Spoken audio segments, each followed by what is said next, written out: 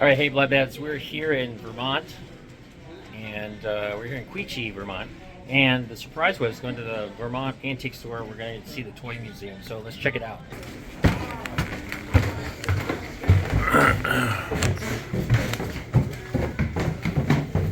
So here's some old school games that we used to play, and here we go to the toy museum. Toy and Train Museum. The most important part is this. Regular admission $4. Please put admission in wishing well. I'm definitely gonna donate to this.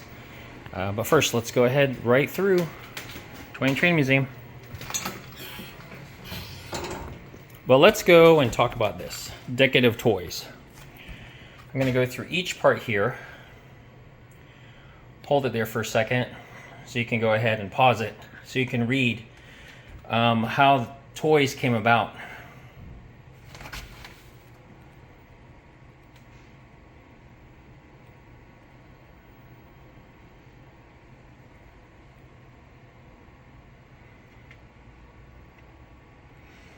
All right, let's start right over here. Toys before 1950. Everything was made of metal, pretty much metal or wood. Now these aren't the earliest toys, okay? The earliest toys were really made out of wood. Metal wasn't one of those things. Die-cast cars. We're kind of going out of order here just because of the extent of the museum. But yeah, so let me talk about cars. So when in our apartment in Canada, one of the things I used to do as a kid, as a preschooler, Mom and Dad bought me Hot Wheels or Matchbox cars, and I would line it up from the kitchen all the way to the bedroom. Here's some banks.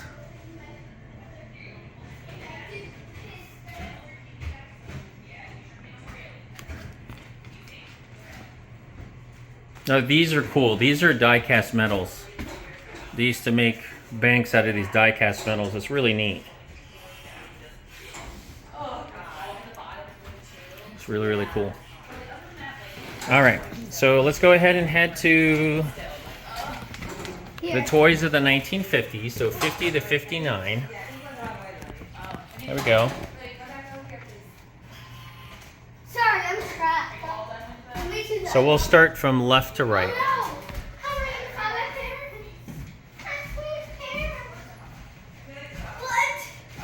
So a lot of these toys were made out of metals. The start of having plastic toys was one of those novelties that began because the use of plastics were needed for World War II. Here's the toys of the 1960s.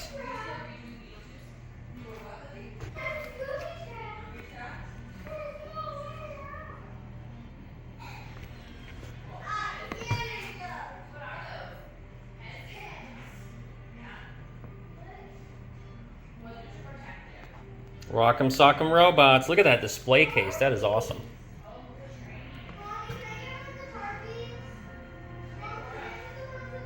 Oh, look. There's the earliest Captain America right there in the center. Obviously in the 60s they had the space race. There's some space toys right there. All right, I'm going to show my age. Here we go. 1970s.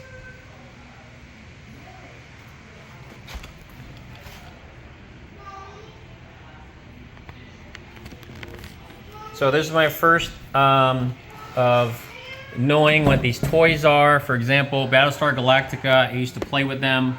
I didn't know they were in the 70s. 1978 was when the first episode came out. Oh, I loved watching Battlestar Galactica. There's Steve Austin, the $6 Million Man. I have a story behind that on how I changed my name for a week. I'm not going to tell you.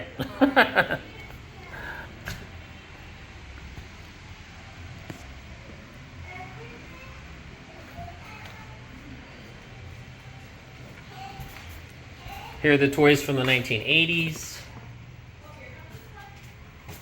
Those are really my formative years of growing up.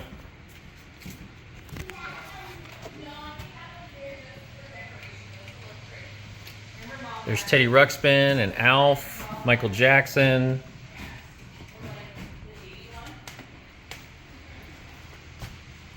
There's Lino and Thundercats. Now this is a small collection. They're just showing it by decades. This is important for you to kind of get a sense of the different toys. Here are the 1990 toys.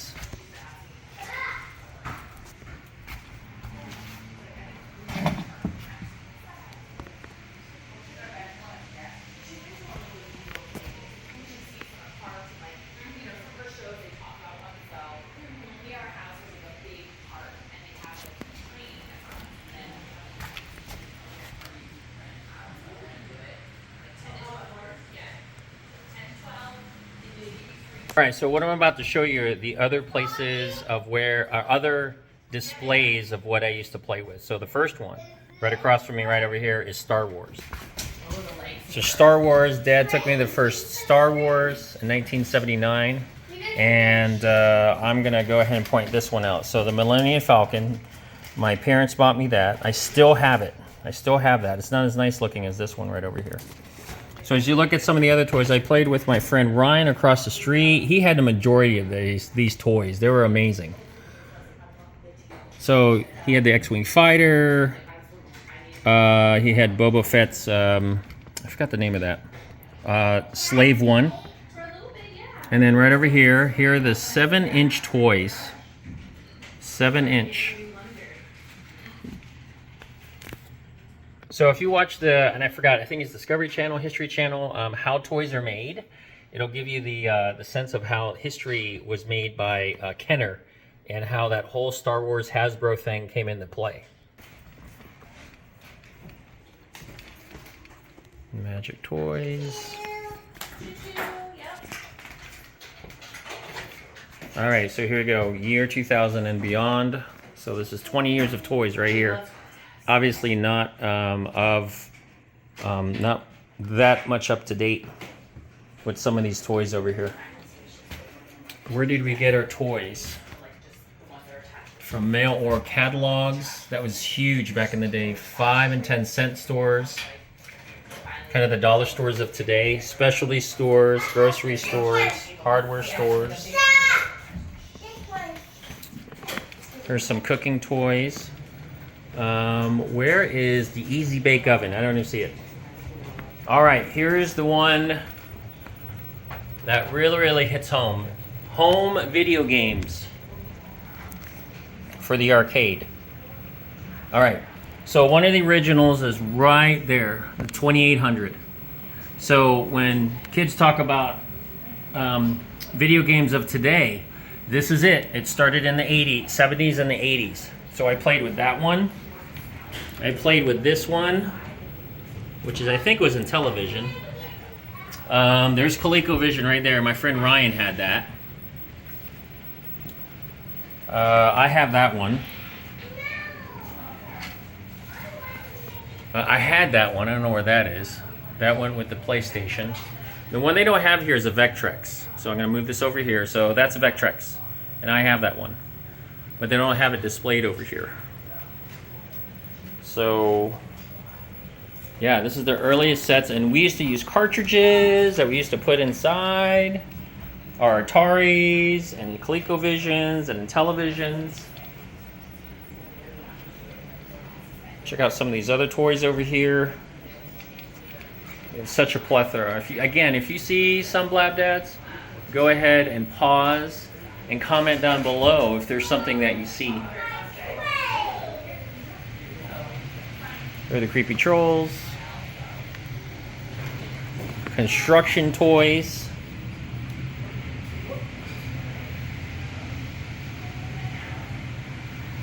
Okay, you know this is an old school Lego when you see Lego System.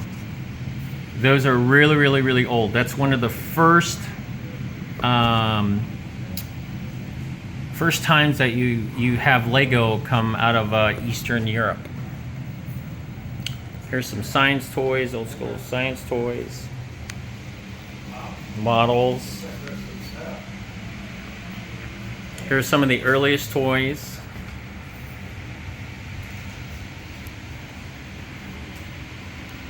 Strawberry shortcake. And then we've got some dolls over here. The dolls were big.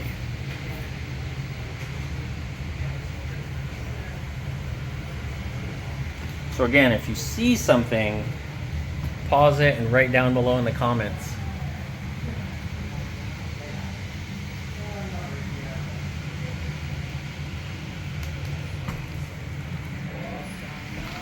And here's some other dolls.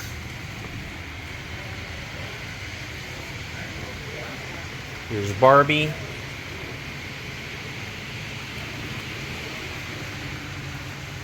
No, these are Funko. I mean, Funko they're one of the newest ones in the toy making, and they're huge. They're all over the place. If you go to comic book stores, they're like half the store is almost Funko. Okay, here's some He-Man. Grew up watching that TV show and the Transformers. There are not a lot of Transformers in here. This was huge growing up, and there are really not a lot of them. Then these. Check this out. These are bath toys. So these particular bath toys, if you see right at the neckline, you can unscrew the head, and that's where you get your shampoo. So there's some of them I don't really recognize. These are old right here. You can tell just by the style. And obviously these are the newest one, which is the Ninja Turtles. Who can forget the Pez dispensers? Check all these out. These are awesome.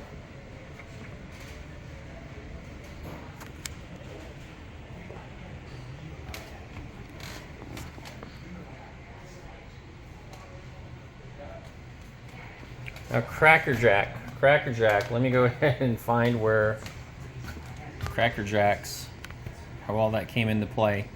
Cracker Jack was first sold in 1896 in Chicago. Wow, and so they would have Cracker Jack prizes.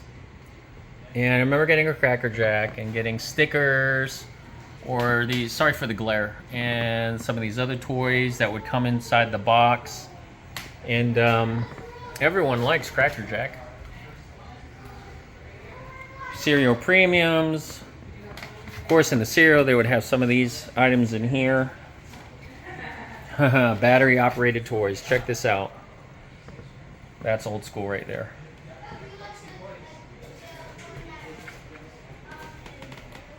Some wind-ups.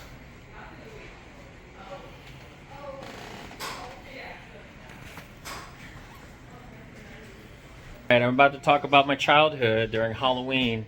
We used to have these. These are plastic. You would wear these plastic suits, and you would have a plastic mask, and you would sweat under this plastic mask as you go trick-or-treating. These aren't the type of Halloween costumes that we have today. We really had to work for our candy, and we sweated over it. So here's some of the masks. So I don't want to touch it just because it's part of the display. But when you turn it over, I mean, it's not comforting. I remember it squeezing my face and scratching the sides of my eyes. There's some old school costumes right over here. Here we go. I grew up with G.I. Joe. Now, not the TV show. G.I. Joe back then used to have these guys. This is the original G.I. Joe. Again, if you look at how the toys were made, and I'll put the description down below as well as the link, and you can go and watch how the advent of toys came about. Is awesome. So that spawned this, the TV show, the animated series.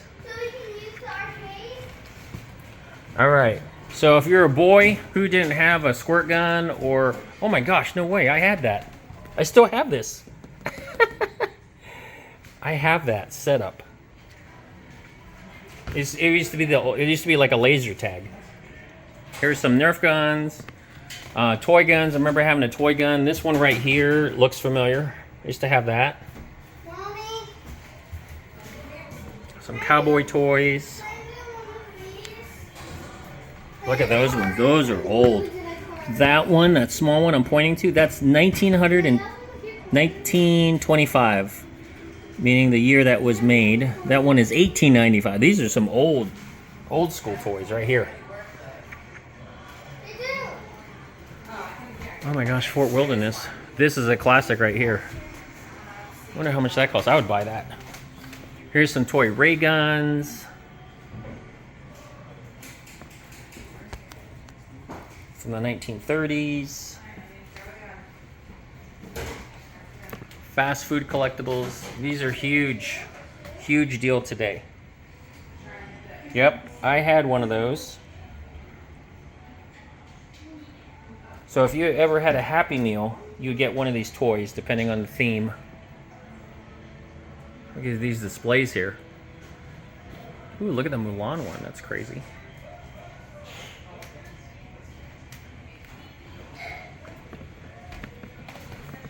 Robots. So let's check it out here.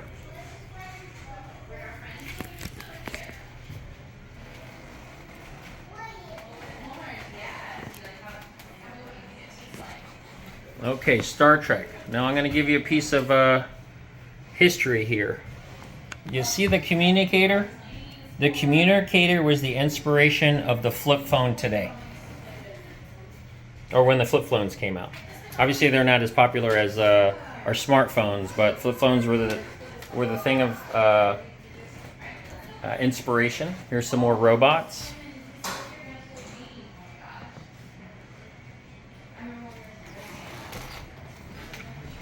More fast food collectibles. And then of course board games. Look at that old school scooter. Look at that one. Pure metal. Ooh, this one is wood. Look at that one. That's crazy. And then right above us, look at all these board games up here. Whoops, I'm upside down. Yep, they stuck them to the wall. There's so many of them. And then check this out. This is a model train set. And they're trying to sell this thing. It's beautiful. It's huge. I mean, if I go up like this, look how extensive it is. All right, so that's the Vermont Toy and Train Museum. Again, oh, here's some space toys. Check out some of these space toys right over here. These are awesome.